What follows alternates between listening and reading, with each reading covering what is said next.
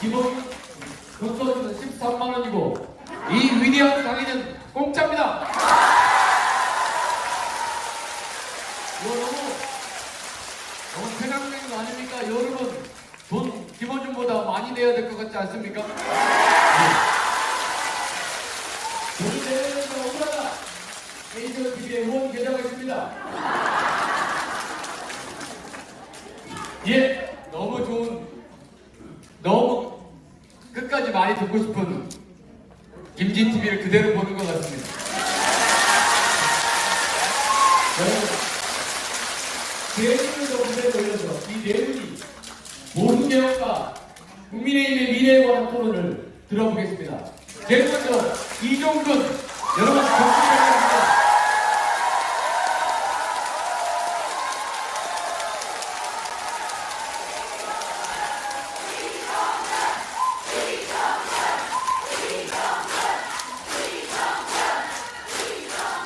혹시 어디 출마하는 분 여러분 과원사 백수 윤석만입니다.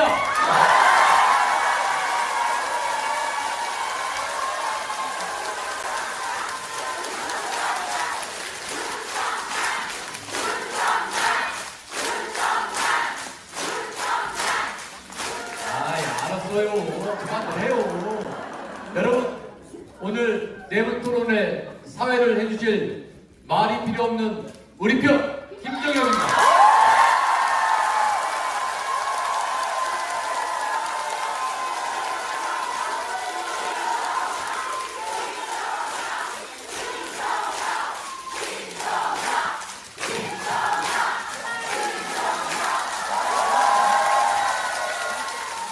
예, 지금부터 김정혁의 시간입니다.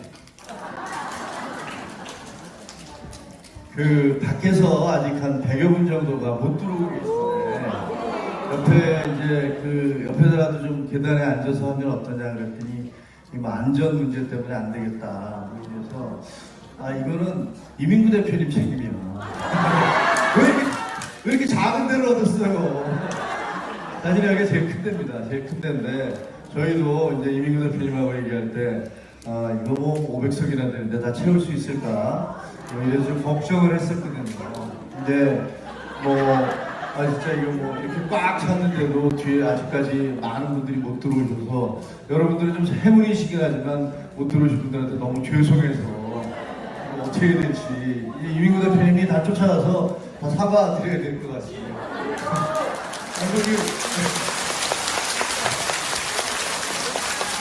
여기 이제 출연하신 분들 다 아시지만 일단 김진 선배는 제 전임 워싱턴 특파원이에요. 저하고 일주일째를 했어요. 저는 젊었을 때 같은 아파트에 위아래식에서 살았던 그런 인연도 있고 해서 잘 알고 있는데 김진 선배가 오늘 왔다 강연해 주신 거 여러분 잘 들으셨죠? 그리고 이종근 평론가는 잘 아시겠지만 정말 공부 많이 하시는 평론가예요.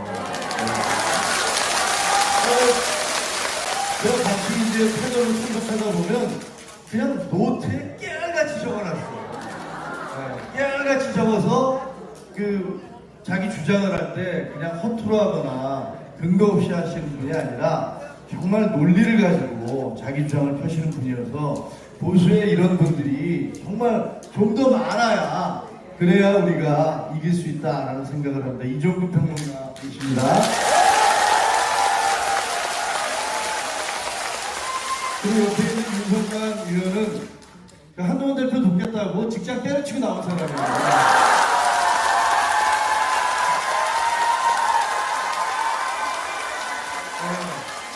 그래서 좀 도와주셔야 돼요. 무슨 말씀인지 알죠? 하여튼 그 얘기가 무슨 제가 김진 선배나 이종근 평론가님께도 열심히 도와드리라 이런 말을 같이 하는 겁니다. 자, 그러면 이제 사실 저희가 굉장히 어렵고 힘든 시기를 거쳐가고 있습니다. 작년 12월 3일부터 시작하는 한 7개월 조금 넘었는데 저는 한 700일도 더 지난 것 같아요. 그 한 7개월 동안에 이 대한민국 아마 먼 훗날 아마 대한민국 역사는 이 시간을 기억을 할 겁니다. 예, 12월 3일 비상계엄이 터졌을 때 과연 누가 어떤 목소리를 냈느냐, 누가 국민 앞에서 대한민국이 지켜야 될 헌법적 가치가 이겁니다 라고 외친 사람은 누구였느냐. 다 아시죠? 그 다음에 헌법적 가치를 어긴 사람은 누구였느냐. 그리고 그 헌법적 가치를 어긴 사람 밑에서 그 사람을 추종하면서 말도 안 되는 계몽용 소리를 해가면서 그러면서 국민들을 호도한 사람이 누구였느냐. 여러분 다 아시죠? 네. 여러분도 아시고 저도 알고 우리도 다 알고 아마 역사가 기록하게 될 겁니다. 우리는 역사의 올바른 방향 쪽에 서 있습니다. 거기서 잘못된 데 서 있습니다. 네, 그래서 저희가 이길 겁니다. 저희가 이길 거라고 생각하고요. 하지만 지금 굉장히 어려운 시간이니까 지금부터 이제 뭐 임영웅 쇼나 그 다음에 김어준 쇼에 못지않은 이 훌륭한 분들을 모시고 제가 이제 토크쇼를 시작해 보겠습니다.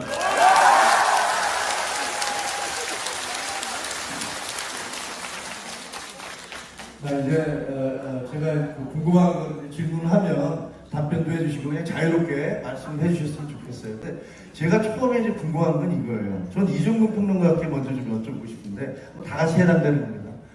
아니 도대체 죄송합니다. 제 건가요? 죄송합니다. 도대체 윤석열 대통령은 왜 자기 후배였던 한동훈 그 대표를 속된 말로 못 잡아먹어서 그렇게 안달이었을까요? 이게 상식적으로 이해가 잘 안 되잖아요. 그렇지 왜 그랬을까요? 저도 여전히 이해는 안 갑니다. 그런데 먼저 이제 제가 이 자리에 앉아야 될 이유를 제가 깨달았어요. 왜 깨달았냐면 저 김진 선배 중앙일보 진짜 논설위원이시고 저기 김정혁 전 최고위원은 중앙일보 편집국장 출신이시고 윤석만 지금 백수가 되신 중앙일보 논설위원 출신이시거든요. 제가 오늘 안 오면 특정 언론 오비 모임이 됩니다.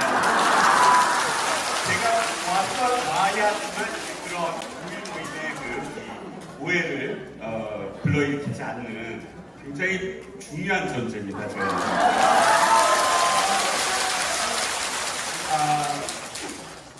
한번 좀 이렇게 좀 돌려봤고요. 중요한 질문이에요. 그게 사실 출발이죠. 왜 그랬을까? 왜 우리가 그런 것들을 다시 되새김질하냐 하면 다시 그런 행태를 보이는 정치를 보면 안 되잖아요. 그리고 또 그걸 제대로 알아야만 지금 이 타이틀처럼 보수의 문제가 생기겠지요. 저는 윤석열이라는 사람 정치인이라고 표현하고 싶지 않습니다. 최소한 이 보수 개혁이라는 타이틀로 말을 시작을 하면 저는 이 타이틀이 마음에 들지 않았어요. 왜냐하면 보수는 잘못한 게 없어요. 보수가 무슨 잘못을 했습니까? 보수를 뭘 바꿔야 된다? 그게 늘 타이틀이더라고요. 뭐 윤상현 의원도 저도 불러서 뭐 패널로 갔더니 보수를 어떻게 혁신하나? 아니 제가 알기에는 수십 년 동안 이 당은 보수 개혁, 보수 혁신이라는 토론회를 했습니다. 그런데 사실 안 바뀌었어요. 보수가 문제가 아니죠. 정당의 문제, 그리고 그 안에 보수를 참칭하는 사람들의 문제라고 생각을 하고요.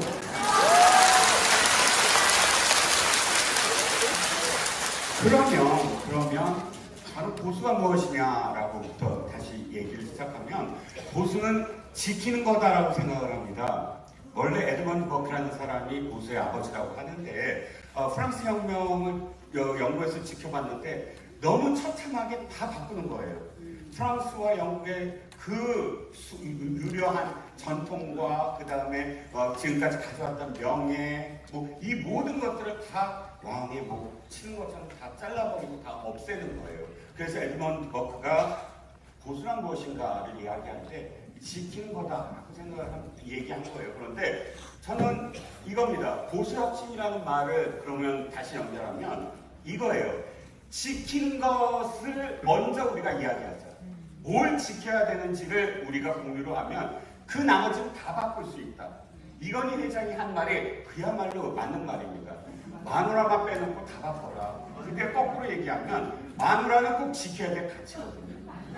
그렇죠? 가장 소중한 가치이기 때문에 그거 꼭 지키겠다. 이대모 선배 박수가 나옵니다. 아직도 있어요. 부인과 자식까지 얘기했죠. 예, 자식까지. 어쨌든 그 두 가지는 굉장히 중요한 가치다라는 걸 전제로 해서 바뀌자는 거 아닙니까? 저는 그래서 윤석열이라는 사람한테는 지킬 가치가 없었다. 근데 우리는 지켜야 된다. 딱 두 가지다. 하나는 명예라고 생각합니다. 보수는요, 진보가 좌파랑 달라서 부끄러움을 알거든요. 뭘 잘못하면 내가 잘못했다. 검찰 불려가면 내가 검찰 소환 다 응하고 내가 부끄럽다 라고 이야기하는 것이 보수였고요. 좌파들은 검찰에 소환 응하지 않다가 이건 다 검찰이 나를 조작한 거다 라고 이야기합니다. 그런데 오늘 이 순간에도 윤석열은 대통령의 품격도 버리고 보수주의자를 창칭한, 그러니까 보수주의자가 아니에요. 오늘도 나는 이제 안 나가겠다. 검찰한테 안 물려가겠다라고 합니다. 이건 아니거든요. 부끄러움을 알아야 저는 보수라고 생각하고 그게 명예다. 명예를 지키는 것이 바로 보수다라고 생각하고요. 두 번째는 우리 김진 선배께서 말씀하셨지만 유능함입니다. 우리가 12년 동안을 국민의힘은 지고 있어요. 이건 정말 이 정당이 처음 겪는 일입니다. 헌정 사상은 아니지만 왜냐면 공화당이 있었기 때문에 공화당이 있었기 때문에 그런데 87년 체제 이후에 보수 정당이요 연달아서 3번 총선을 졌어요. 처음 있는 일입니다. 그리고 거꾸로 민주당은 간판을 한 번도 안 바꾸고 더불어민주당이라는 이름으로 12년 동안 3번 연달아 이겼습니다. 그렇다면 다른 나라 같으면 영국 같으면 당을 완전히 다 해체시켰을 거예요. 한데 부끄러움이 없기 때문에 저렇게 버티고 있는 거고요. 두 번째는 유능함이 사라졌기 때문에 선택을 못 받는 거라고 생각하거든요. 저는 그래서 너무 길게 말씀드리죠. 우리 김정혁 최고께서 저한테 질문을 이렇게 했습니다. 왜 한동훈을 핍박할까? 그거잖아요. 두 가지 때문입니다. 하나는 저 사람은 내가 갖지 않은 유능함이 있어요.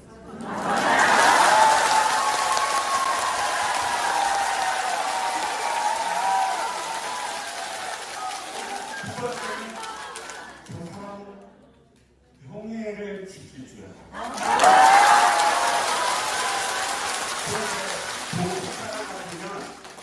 그것을 질투하지 않고 내가 그것을 채워내려고 하는 게 정상이십니다. 그런데 이 사람은 그게 아니라 거꾸로 갑니다. 저 사람을 없애야 내가 그렇게 명예롭게 보이고 저 사람을 없애야 유능하게 보이겠지. 저는 그 두 가지 때문에 윤석열은 또 여러분들이 그 두 가지 때문에 한동훈이라는 정치인을 아직도 그렇게 열렬히 응원하는 게 아닙니다.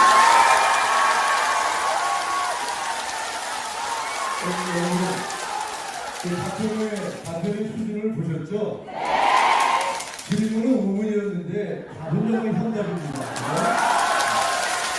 이 어떤 그냥 내가 키워서 질투해서 이게 아니라 보수의 가치와 철학까지 연결시켜서 그렇게 말씀해 주시니까 역시 이종근이구나 이런 생각이 드는데 앞에서 가수가 노래를 너무 잘해서 뒤에 두 분이 좀 그런 것 같긴 한데 짧게 왜 첫 번째 질문 똑같이 왜 도대체 그 윤석열 대통령은 그렇게 한동훈 대표를 미워할까요? 그리고 왜 그렇게 몰아내지 못해서 쫓아내지 못해서 결국은 자기 스스로 망가뜨리는 그런 파괴적이고 파멸적인 결정을 하게 됐을까요?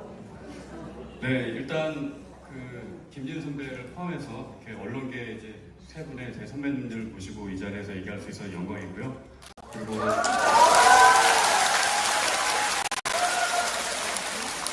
제가 지난 한 2, 3주 동안 기침을 너무 심하게 해서 여러분이 걱정해 주셨는데 좀 전에 무대 올라오자마자 제가 용각산 하나 털어 넣었습니다. 기침을 하지 않고 저는 윤석 아니에요. 그래서 윤석 결과는 먼 지방 사람인데 부끄럽습니다.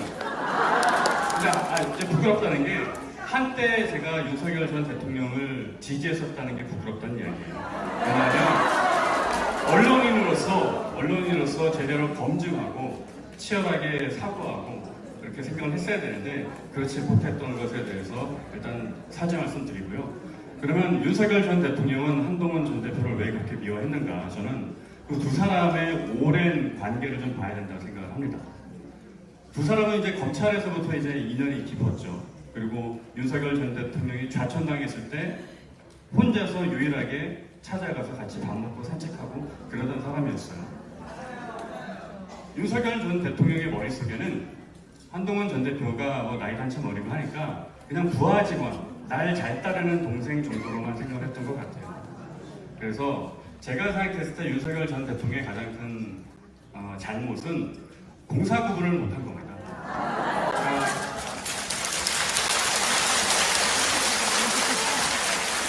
그러니까 우리가 아무리 친한 형 동생이라 하더라도 공적인 관계를 맺게 되면 그 공직에 주어지는 의무라는 게 있습니다. 그래서 최고의 어떤 의사결정을 내리는 최상위의 수준에 있는 정치인들이죠. 대통령과 여당 대표는. 그럼 그런 사람이라면 일반 정치인보다도 훨씬 높은 수준의 윤리가 저는 필요하다고 생각을 해요. 그러니까 그거를 앞에서 이제 이종훈 선배께서 이제 에드먼드 버거 얘기하셨으니까 저는 막스 베버 얘기를 잠깐 드리면 제가 이제 전공이 사회학이라서요. 네. 베버의 얘기 중에 핵심인 게 소명으로서의 정치인은 책임 윤리와 신념 윤리를 가져야 한다고 했어요. 두 개가 조화를 이루어한다고 했습니다. 신념 윤리는 본인이 추구하는 이상과 가치를 실현하기 위해서 노력하는 정치인의 윤리의식이에요.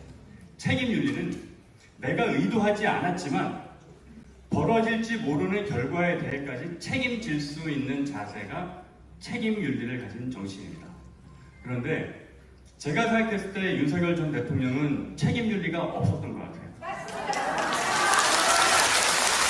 대통령으로서 나의 언행과 행동이 어떤 결과를 초래할지 내가 버럭하고 화내는 것이 최혜병 수사에 어떤 외압으로 작용할지 그리고 김건희 여사에 대한 특검을 막는 행위가 어떤 결과를 초래해서 지금처럼 보수를 괴멸시킬지 비상계엄을 하면 나라가 북쪽이 나고 지금처럼 보수가 멸망 직전에 가는 결과가 초래될 거라는 것을 모르고 그리고 심지어 아직까지도 아무런 책임을 지려 하지 않잖아요. 그럼 공직자로서의 자세, 기본적인 책임윤리가 부재한 사람이었다. 반대로 한동훈 전 대표는 그 부분만큼은 뛰어난 사람이었죠. 그리고 끝으로 윤석열 전 대통령은 저는 신념윤리도 없었던 것 같아요. 그러니까 본인이 이야기하는 어떤 자유민주주의 그리고 애국심 그런 것들도 잘못 알고 있다고 생각합니다. 윤석열 전 대통령이 자유민주주의를 지키기 위해서였다면 비상계엄을 하지 않았겠죠. 마지막으로 이제 말씀드리면 그 오랜 관계 속에서 오는 그런 사적인 영역 그거를 대통령과 여당 대표라는 상당한 높은 윤리가 수반되어야 하는 공적인 관계에서까지 확대 해석을 해서 내가 말하면 그대로 다 들어줘야 되는 것처럼 생각했었던 내가 말을 하는데 안 들어주는 걸 배신이라고 여기는 그런 공사 구분을 못한 게 가장 큰 패착이었다 생각합니다. 그리고 대학교 다니는 사람인데 첫 번째는 에드먼드 버크가 나오고 두 번째는 막스 베버가 나오고 그런 것 같습니다. 공사구별이라는 게 적어도 공적 무대에 쓴 사람들에게 얼마나 중요한 것인지 저희가 많은 걸 생각하게 하고요. 저 역시 그 정치판에 들어와서 신념윤리와 책임윤리라는 게 정치인들에게 얼마나 중요한가. 내가 옳다고 생각하는 것들을 밀어붙일 수 있는 그런 신념도 굉장히 중요하죠.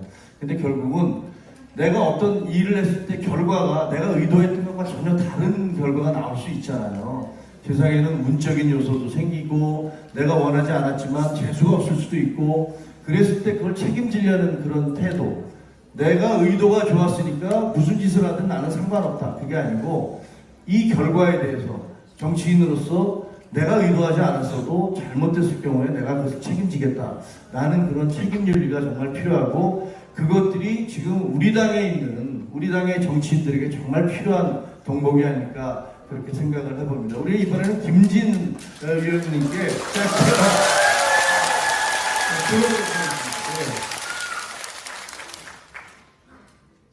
김문수 장관이 대선 후보 토론 때 계속 이런 말을 했어요. 배신자론을 거론을 하면서 눈에 넣어도 아프지 않고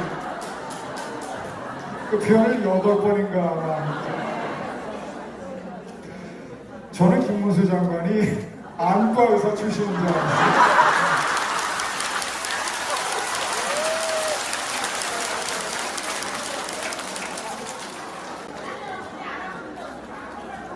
그게 윤석열과 한동훈의 관계를 잘못 알고 있는 많은 사람들 중에 가장 대표적인 경우입니다.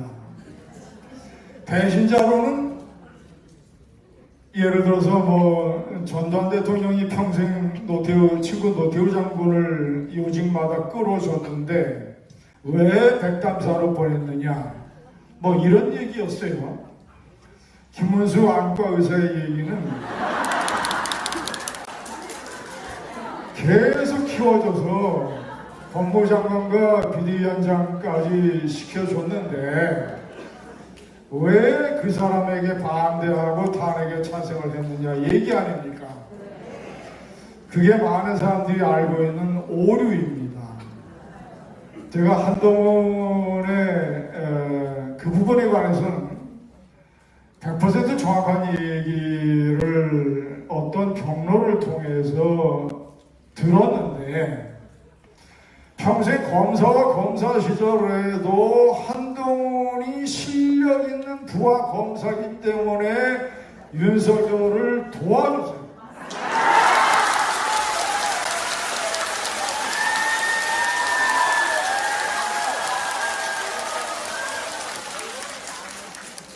한동훈 대표가 아주 가까운 사람한테 이런 얘기까지 했다고 합니다.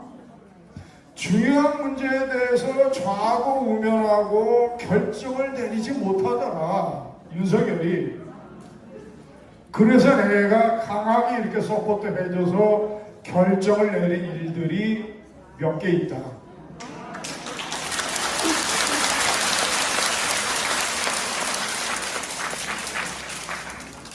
별이 100% 일에 충실할 수가 없고 저녁에는 후배 검사들 데리고 술을 먹어야 되고 하는 선배 검사에게 술도 먹지 않고 일에 푹 빠져 있고 또 능력도 있고 실력이 있어서 일마다 잘 해결하는 검사는 차라리 은인입니다. 은인.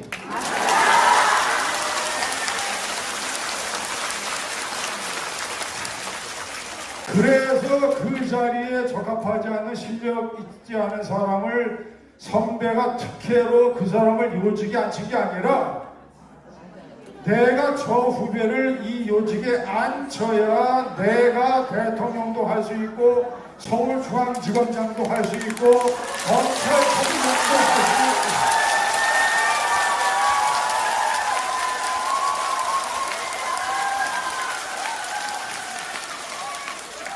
이게 한동훈에 대한 윤석열이의 심리 상태의 50%입니다. 실력에 대한 컴플렉스. 두 번째는 대검 중수부장 출신에게 제가 얘기를 들었는데 로펌의 변호사들이 민원을 얘기하면 윤석열은 형님 이거는 돼요. 근데 형님 이거는 안 돼. 이런 식으로 처리하는 전형적인 세속적인 검사예요. 그런데 한동훈 검사한테는 일체 변호사들이 민원을 못 넣습니다.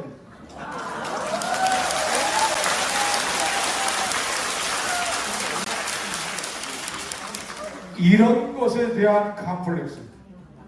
세 번째는 윤석열 대통령의 특장은 윤석열 대통령은 세상을 을로 보고 자기가 갑이라고 생각하는 사람이에요. 예?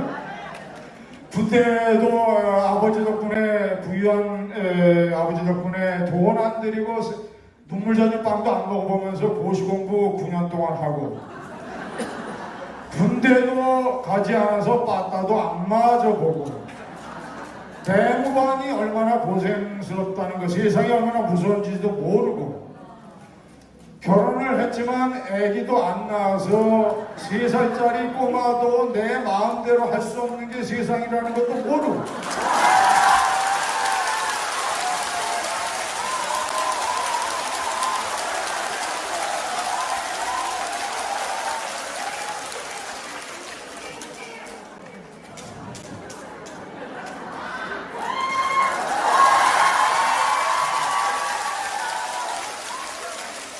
또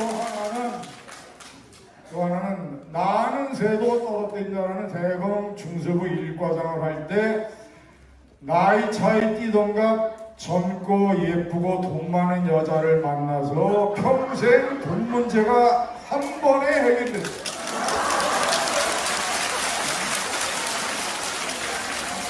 이 네 가지가 축적이 돼서 윤석열이 눈에는 세상이 을이고 자기가 갑입니다. 그런데 이런 갑인 나에게 총선 비대위원장 시절서부터 감히 도전을 해온 사람이 한동훈이에요.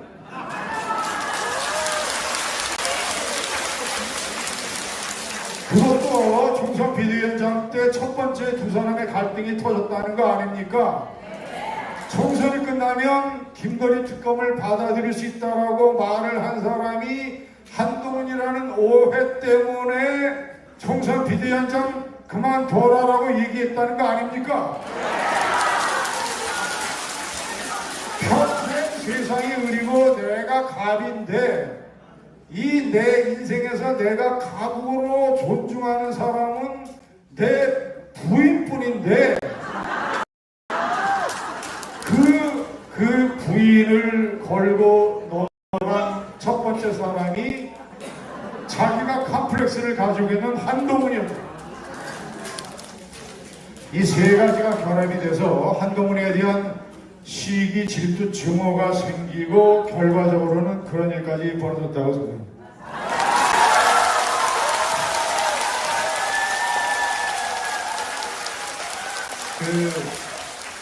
제가 이제 이 주제를 처음 물어본 거는 뭐 지금 이제 감옥에 가 있는 그 구치소에 가 있는 윤석열 전 대통령을 뭐 폄하하거나 공격하기 위해서가 아니라 사실 이게 다 모든 것들이 출발점이잖아요. 그 이른바 배신자론, 그러니까 한동훈은 자기를 키워준 윤석열을 배신했다는, 사실은 조금만 그 내용을 알고 있는 사람들이 보면 정말 너무나 터무니없고 말도 안 되는, 그리고 무슨 대한민국 자유민주주의 공화국 대한민국을 무슨 왕조 시대로 돌리려고 하는 그런 이야기들에 대해서 그것들이 너무나 많이 널리 퍼져 있기 때문에 이런 것들을 좀 매듭을 짓고 가야겠다라는 생각에서 제가 질문을 했던 겁니다. 그리고 지금 얘기하시는 동안에 밖에 있던 분들도 대부분 다 이민구 대표님 들어왔죠? 대표님도 대부분 들어왔고, 저 뒤에 보면요, 저 황운경 위원장 와 있네요. 황운경 위원장.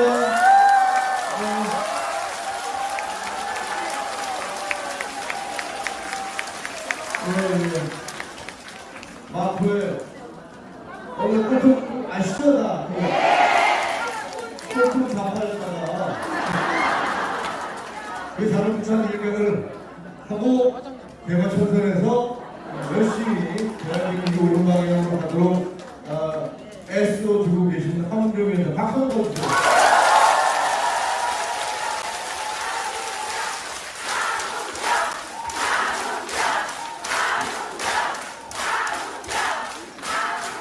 제가 보니까 아까 왔던 정석진 의원도 그렇고, 그다음에 진종호 의원도 그렇고, 황운경 위원장도 그렇고, 태어나서 이렇게 환호받던 건 적은 없을 것 같아요. 진짜로. 아니, 뭐 전당대회도 그렇고, 뭐, 그 자기 동네에서 그 당원 교육할 때도 그렇고 누가 이렇게 우리 저 지지자들처럼 여기 계신 분들처럼 이게 열광적으로 네? 이렇게 환호를 해주겠습니까? 저희가 여러분께 감사를 드립니다. 자 이제 두 번째 질문을 드리려고 하는데 두 번째 질문은 이거예요. 사실 저희가 그 질문을 하나 드리지도 않았거든요. 사전 질문 없었어요. 바로 여기서 그냥 본인들이 어떻게 생각하는지 궁금해서 드리는 말씀인데 아시다시피 저희는 지금 더 이상 전국 정당이 아니잖아요. 국민의힘이. 과거에 몇십 년 전에 제가 처음 기자로 신한국당을 출입할 때는 그때도 비슷했어요. 그때도 영남이 중심이 된 정당이었어. 하지만 영남이 중심이었지만 다른 지역의 수도권에서도 의석을 많이 확보한 정당이었어요. 그리고 그때는 굉장히 유능한 정당이었어. 뭐 부패했다는 얘기를 들어도 적어도 대한민국의 경제를 살릴 수 있는 그런 유능한 사람들이 모여있는 정당이었어요. 근데 지금 보면 제가 다시 와서 보니까 아까 지금 우리 김진 선배도 얘기했고 이종근 평론가도 얘기하셨지만 유능과는 거리가 먼 정당이 되어버렸어요. 그리고 아시다시피 옛날에는 초선 의원들이 정풍운동도 하고 그랬거든요. 모여서 당이 이렇게 가면 안 돼. 이렇게 정풍운동도 했는데 지금은 초선들이 모여서 연판장 써서 야 한동훈 몰아내자, 누구 몰아내자 이런 거 하는 정당이 되어버렸어요. 그리고 과거에는 중진들이 적어도 무게가 있었습니다. 그래서 당이 문제가 생기면 우리 당은 이렇게 가야 되는데 라고 얘기를 하는데 지금은 중진들이 나가서 비상계엄을 계몽령이라고 하질 않나, 아니면은 이게 하나님의 뜻이라고 하지를 않나, 이런 정당이 되어버렸어요. 그래서 이런 문제들 정말 이게 우리가 굉장히 심각한 문제잖아요. 우리 당이 이렇게 어떻게 보면 영남 자민련에서 이제는 거기서 PK도 떨어져 나가서 잘하면 이게 TK만의 정당이 되어버릴 수도 있다는 그런 위기감이 있고, 아까 말씀드린 대로 당의 생명력이라든가 중진들의 무게, 초선들의 어떤 재기반항 이런 것들이 모두 사라져버린 아주 이상한 정당이 되어버렸어요. 이거는 어떻게 해야 될까? 이게 정말 굉장히 심각한 문제거든요. 우리가 이 문제를 고민을 해봐야 우리가 다음에 어떻게 집권할 수 있을 것인가, 어떻게 이 수렁에서 빠져나올 수 있을 것인가, 이게 해법이 나올 것 같거든요. 저도 정말 고민을 하는데 뭐 부분적으로는 이런 생각도 들고 저런 생각도 들지만 잘 모르겠어요. 그래서 저보다 훨씬 경험도 많고 생각도 많으신 이세훈께 한번 여쭤보도록 하겠습니다. 자, 우리 이번에는 유성만 의원부터 한번 제가 여쭤볼게요. 해법은 이제 국가의 주인은 국민이듯이 정당의 주인은 당원입니다. 지금 우리 지지자분들께서 이 더운 날씨에도 불구하고 정말 이렇게 봉사활동으로 당원 배가운동 해주시는데 저는 그게 가장 본질이라고 봐요. 왜냐하면 지금 국민의힘에 있는 언더찌윤 이렇게 불리는 이들이 결국 경쟁력을 잃고 도태돼감에도 불구하고 계속해서 자리를 보존할 수 있는 이유는 공천이 곧 당선이기 때문에 그렇습니다. 그런데 우리 옆에 이제 김재욱 선배도 계시지만 정말 이 경쟁이 치열한 수도권 지역에서는 이 후보들이 조그만 거 하나 책 잡힐까 노심초사하면서 열심히 정치를 합니다. 그러나 그렇지 않은 지역에서는 내가 무슨 일을 하더라도 모 의원의 말처럼 1년 뒤면 다 잊어버리고 또 뽑아줄 것이다, 이런 생각을 갖게 되는 거죠. 그리고 심지어 그렇게 우리가 욕하는 민주당조차 당론을 정할 때 당원들의 의견을 반영을 하고요, 원내대표를 뽑을 때도 당원들의 의견을 반영을 합니다. 그러나 국민의힘은 그렇지 않아요. 여러분을 부르는 이름이 책임당원이에요. 권리는 없고 책임만 주어지는 거예요. 그렇기 때문에 저는 당원들이 정말 주인이 될 수 있는 그런 당원 주권을 확립해야 된다라는 생각을 하고요.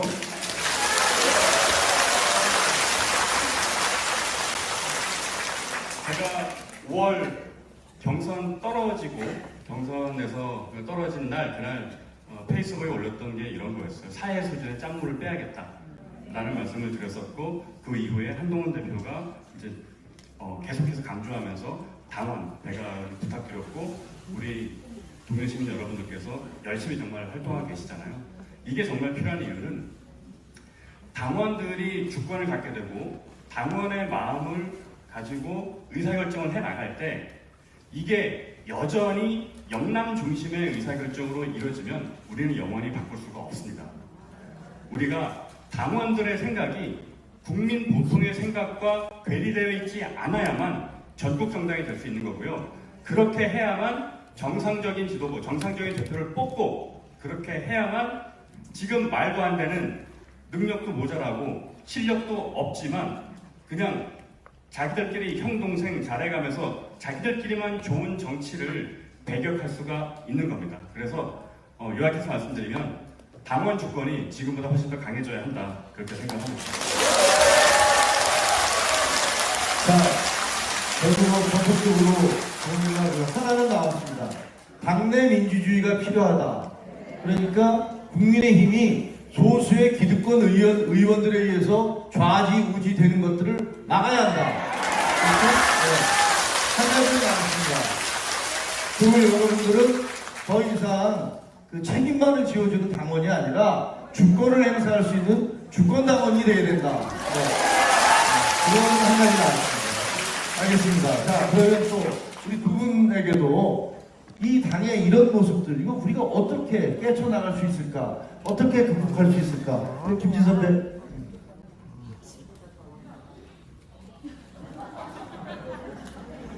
약간 개그 같은 거 잘하시죠?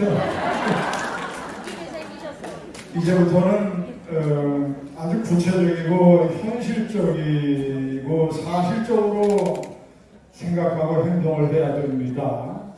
원론들은 우리가 많이 알고 있으니까. 그러니까 이번에 전당대회 당대표 경선에서 만약에 한동훈 전 대표가 만약에 출마를 하지 않는다면 대리인이 이제 조경태 의원이 되겠죠.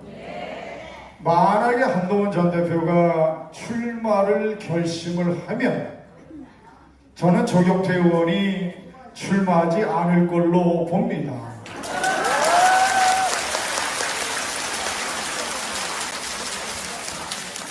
자, 그래서 안철수 의원이 출마를 하니까 탄핵 찬성 후보는 어차피 2명, 탄핵 반대 후보는 우리 안과 의사 김문수하고, 그리고 나경원 의원이 출마를 할지 안 할지 모르겠어요. 저는 반반으로 봅니다. 장동혁 의원이 출마를 할지 안 할지.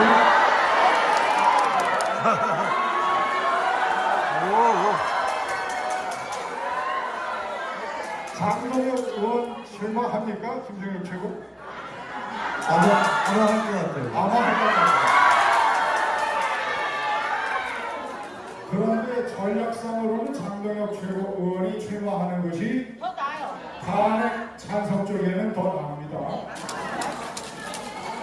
제가 알기로는 전당대회 경선은 대통령 후보 경선과 달리 결선 투표가 없죠.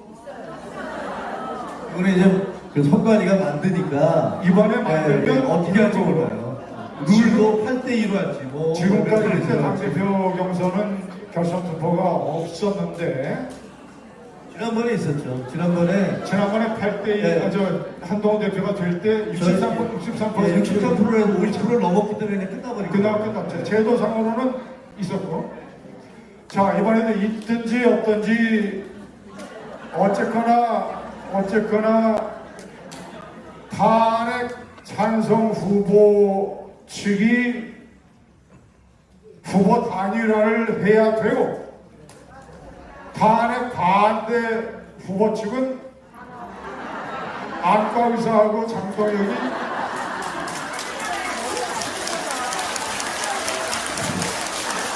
끝까지 가야 됩니다. 만약에 탄핵 찬성 후보 단일화 후보가 당대표가 되면 그래도 역시 친윤 꼴보기가 최고위원으로도 또 등장을 할 거고 또 원내대표도 맡고 해서 인적 쇄신은 상당히 제한적일 거예요. 그래서 이번에 당선되는 탄핵 찬성 후보는 쇄신의 밑거름과 교두보 정도의 역할을 하는 걸로도 충분합니다.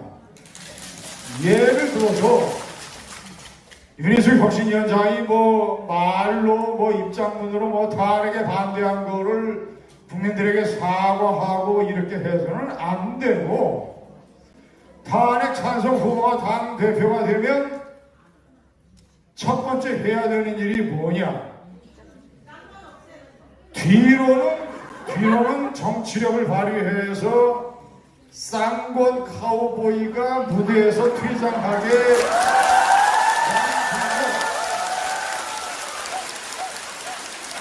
출마 선언이라든가 이런 것을 통해서, 그리고 공식적으로는 첫 번째 해야 되는 일이 뭐냐면 기어등 때 헬기가 내렸던 국회 운동장에 가장 폭염이 심한 날에 전체 국회의원 원외 당협위원장들을 전부 검정색 계열 옷을 입혀서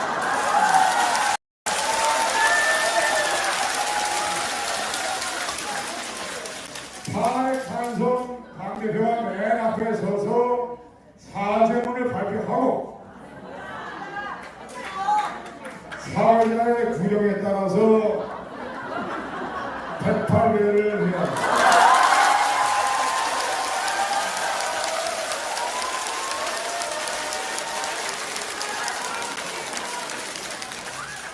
그리고 나서 이번에 당대표가 그렇게 해서 분위기를 좀 쇄신하고 어쨌든 50%의 역할을 하고 지방선거 때 어떻게 될지 1년 후에는 아무도 모르니까 특검의 결과가 어떻게 되든지 이것도 지켜보고 하면서 그런 페이스대로 친윤계의 중진 의원들과 공존을 하면서 견제를 하면서 가고, 다음번 지방선거 때 국회의원 보궐선거를 통해서 원내에 진입할 가능성이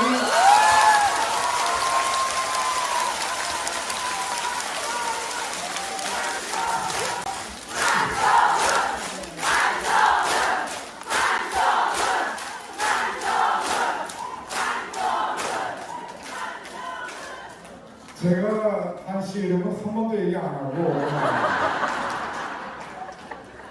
김어중일지 이명웅일지 모르는데, 만약에 그 합리적인 기업보수의 지도자가 원내 진입과 동시에 지방선거 이후에 벌어지는 전당대회 때 당대표가 되면 그때 진정한 보수 개혁의 기회가 생깁니다.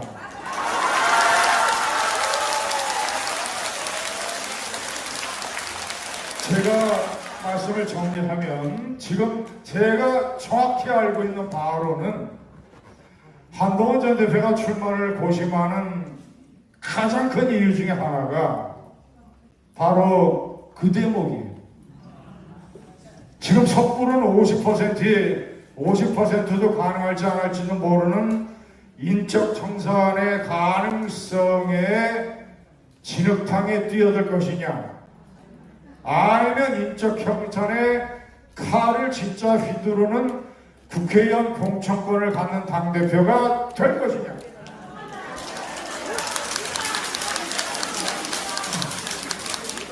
(1번인지) (2번인지는) 여러분들이 카톡으로 투표를 하시고요. 마지막으로 제가 결론을 내리는 것은, 만약에 그가 그런 지도자가 당대표가 되면 보수를 살리는 것은 핵심이 인적 청산이고, 인적 청산은 우리 윤석문 논설위원이 얘기한 것처럼 공천이 핵심이기 때문에 공천 제도를 어떻게 바꿔야 되느냐? 공천 배심원단 제대로 바꿔야 됩니다. 공천 배심원단 제도는 수도권, 중부, 호남, 영남 4개 권역으로 나눠서 각 권역마다 20명 내지 30명의 당원을 무작위로 재판정에서 국민 배심원단을 선정하는 것처럼 무작위로 위촉을 하는 거예요. 그래서 떨어진 콘도 같은 그 시설을 하나 빌려서 2박 3일 동안 수능고사 출제위원들처럼 핸드폰을 전부 다 압수하고 그들이 담당 구역의 공천을 점수제로 정하는 겁니다. 가장 핵심은 뭐냐? 면접이에요. 신문.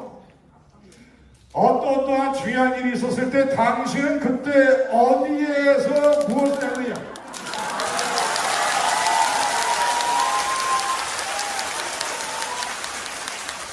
보수를 망치고 국민의힘을 망치고 나라를 망쳤던 비상계엄의 밤에 당신은 어디 있습니까?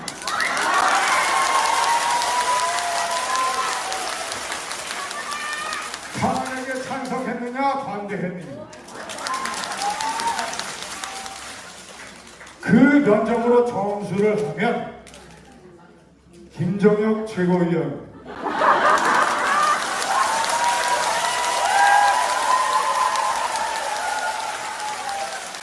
손석준 의원, 조경태 의원은 워낙 탄탄하니까, 한지아 의원,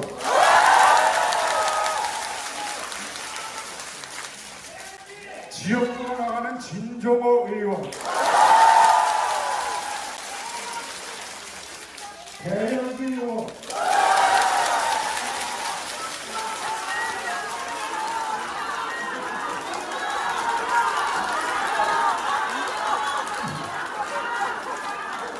부산 비유랑 농성 사건을 주도할 때, 아니 서울의 리먼 농성 사건을 주도할 때 제가 기자로 그 앞에 서 있었던 함경영,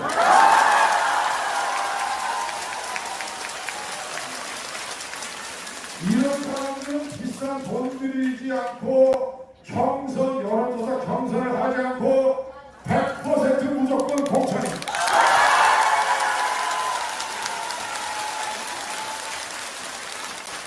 공천 배심원단들은 이해관계가 없는 당원들이기 때문에 이 사람들은 핸드폰까지 압수당했기 때문에 민원 전화를 받을 일도 없고, 저 지금 이거 진지하게 얘기하는 겁니다.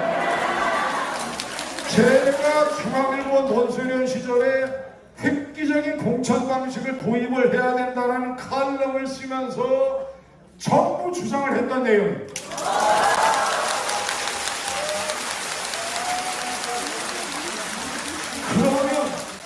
그러면 찐 언더찌님들, 그리고 한남동에서 모였던 45명, 한덕수 출마 공작 단체 서명을 했던 54명, 공천 배심원단들이 두 가지, 세 가지 질문만 해도 그 사람들은 전부 다 낙천입니다.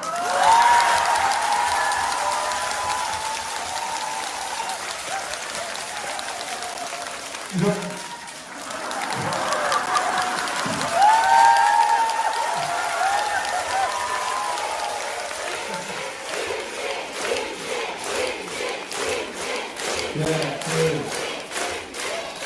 우리 기지라 여러분께서 좀 시원하시겠지만, 저는 되게 부담스럽네요.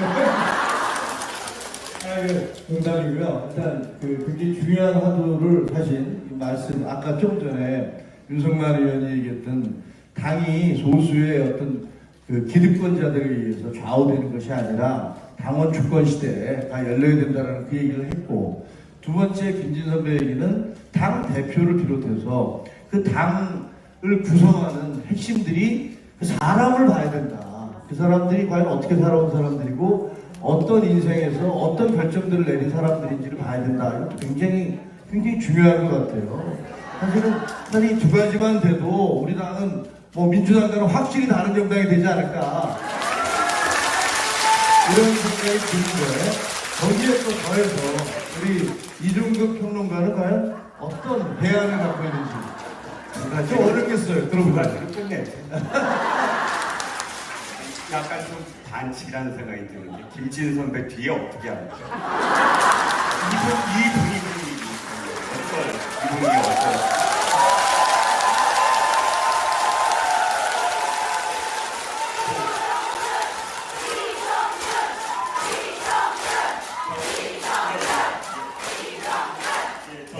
들어올 때 너무 당혹했습니다. 들어올 때.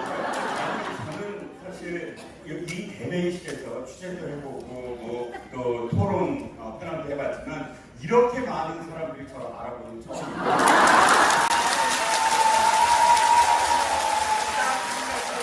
후회를 했던 내가 이렇게 정말 유명한 사람인가 했더니 윤석만 위원 왔는데 저는 그냥 앉아서들 박수를 쳐주시는데 일어나시더라고요.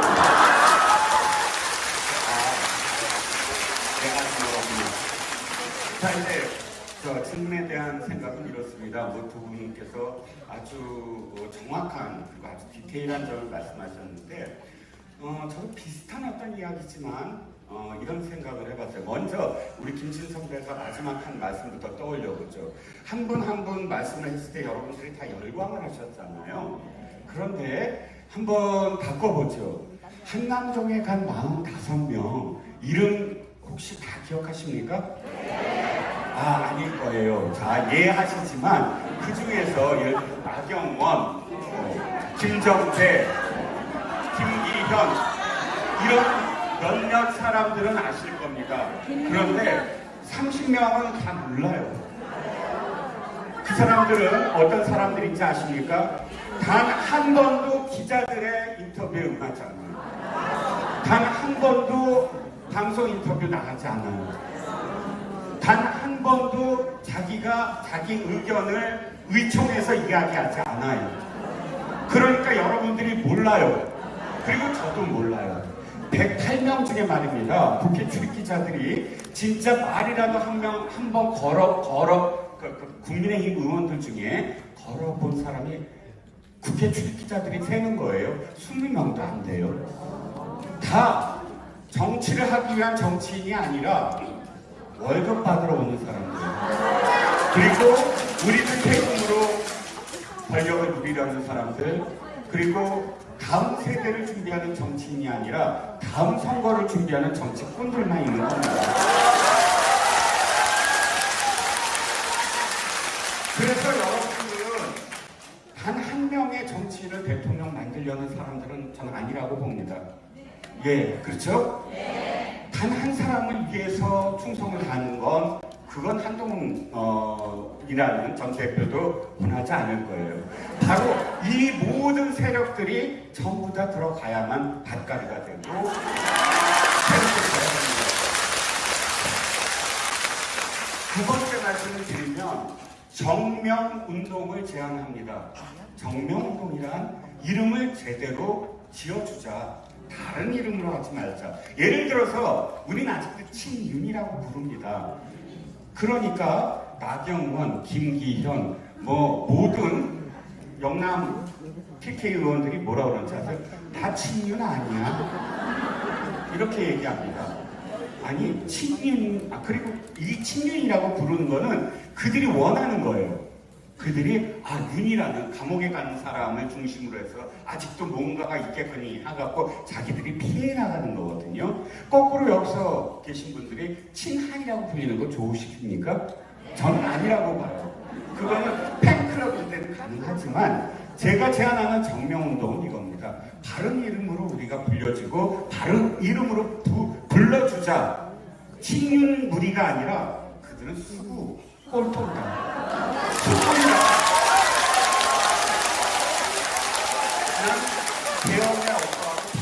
화내면 어떡하고 그런 소리 아무리 해봤자 필요 없다. 네가 저기 진짜 친윤이 아니면 수골탕이다 라고 해서 이 기득권을 지키려는 우리들을 불러줘야 되고, 여기 계신 분들은 혁신, 개혁합니다. 우리가 한국민이라는 정치인을 이렇게 응원하는 건 진짜 세상을 개혁하고 이 정당을 혁신하려고 한다고 생각을 하거든요. 이게 목적이잖아요. 그리고 마지막으로 드는 생각은 이렇습니다. 왜 정명운동을 해야 하냐면, 제가 아까 웃으셨잖아요. 장동혁 이번에 당대표 나오는 게 그의 꿈이 아니더라고요. 제가 느껴지는 건 사실 저는 윤석열이라는 사람이 다 지시를 하거나 또는 그의 부인이 지시를 하거나 하는 줄 알았어요. 그렇지 않더라고요. 제가 느끼는 건 그렇습니다. 그들이 비대위원장이든 당대표든 지금까지 얼마나 많이 바꿨습니까? 그렇죠? 근데 바꿨는데 어떻게 바꿨습니까? 보니까 자기 아바타, 그냥 아무 생각이 없고 자기가 시키는 대로 할 사람으로 늘 교체한 거예요. 그러다가 자기 생각이 들면 바꿔버리고 잘라버리고. 한동훈 비대위원장도 내가 시키면 시킨 대로 쭉 검사 시절에 했구나 라고 생각하고 시킨 거고요. 제가 그걸 느낀 게, 김기현이라는 사람을 당대표 시키려고 할 때 누구도 다 알았어요. 그 사람이 당대표 능력이 없다는 걸. 근데 왜 시켰겠습니까? 아무 생각이 없으니까. 그런 사람으로만 수차례 교환을 해요. 그리고 이번에 장동혁이 딱 그 케이스라고 여겨집니다. 저도 사람이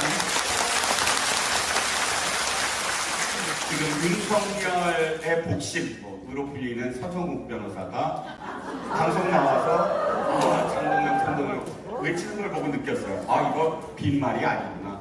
또다시 아바타를 세우려는구나. 김대식이라는 사람이 한국인 나오지 마라, 김문수 나오지 마라 하고서 그 다음 뭐라고 그랬습니까?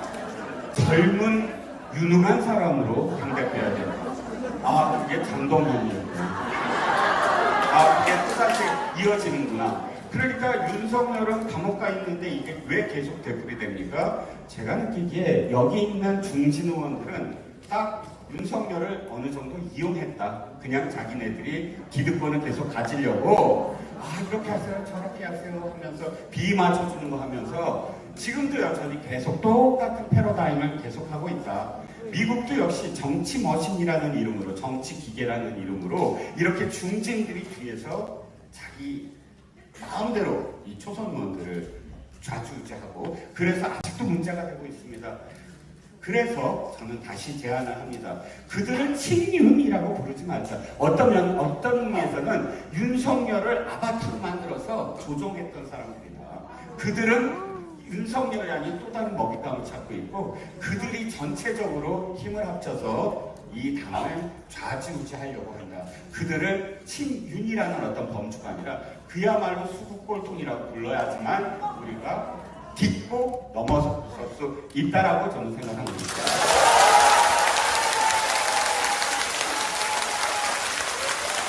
두 분이 앞서서 했던 얘기, 그러니까 우리가 당원 주권 시대를 열어야 된다는 얘기, 그 다음에 리더십부터 시작해서 그 당의 공천 시스템을 통해서 제대로 된 사람들이 당을 대변해야 된다, 당의 리더십으로 와야 된다는 얘기, 그 다음에 아까 이제 우리 이종근 평론가 중에서는 저도 그런 걸 느끼거든요. 민주당에 비해서 우리 의원들의 경쟁력이 너무 떨어져요.